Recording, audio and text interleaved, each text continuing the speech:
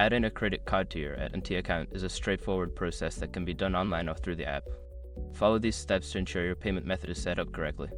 Step 1. Log into your account. Visit the AT&T website or open the AT&T app. Enter your login credentials to access your account dashboard.